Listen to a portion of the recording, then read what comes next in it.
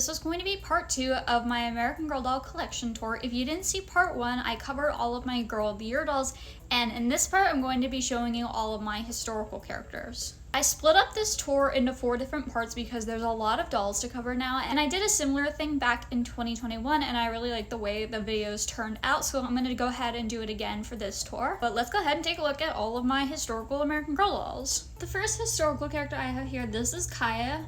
She is from 1764. She was a Christmas gift back in 2017 if I remember correctly. Next up I have Felicity Merriman. She is the Be Forever version, and Kaya is also the Be Forever version, by the way, I forgot to mention that.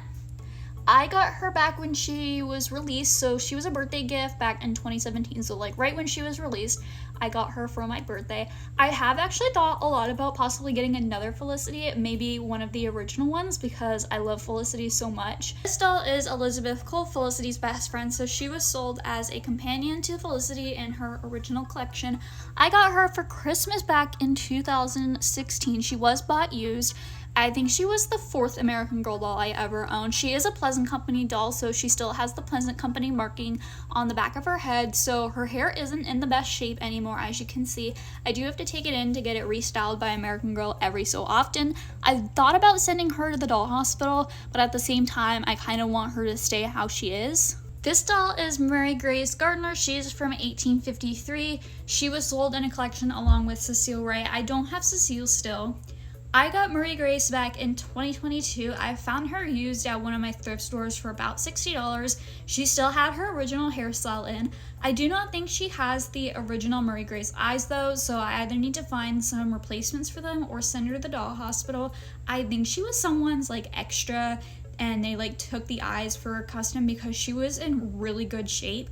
Like she had barely been touched, and like I said, the original hairstyle was put in, so I might have American Girl put it back in if I take her into the hair salon, but then again, I'm not sure if I'm gonna replace her head yet or not. This doll is Kirsten Larson. I got her back in May of 2021. She is the 35th anniversary edition. She's extra special to me because I really wanted a Kirsten for a long time and I finally got the opportunity to get one.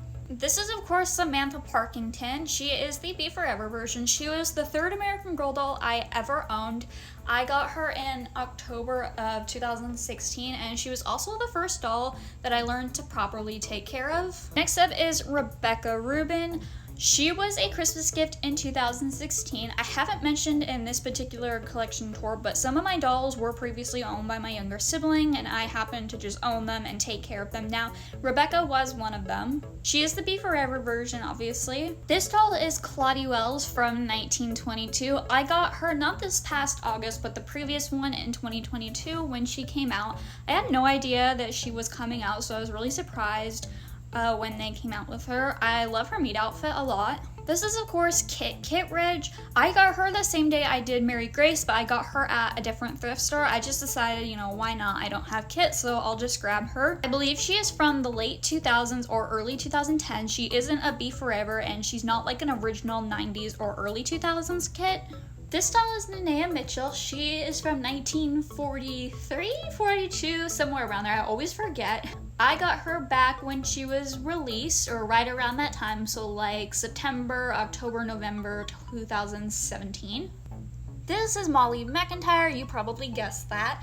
I got her last summer, 2022. She is the 2022 like reproduction, so she looks pretty much identical to the original. She was just made a lot more recently. This is Molly's best friend, Emily Bennett. I got her this past summer, 2023. I found her again at another thrift store. I think she was only like $50 and she had a couple of her accessories and stuff with her.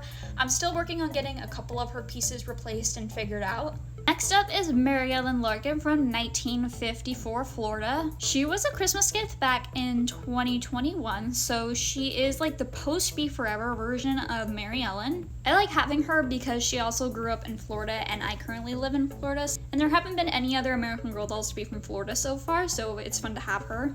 Next up is Melly Ellison from 1964. She was another one of my younger siblings' dolls. We got her at the same time we did Samantha, so like right when she came out. This is Julia Albright.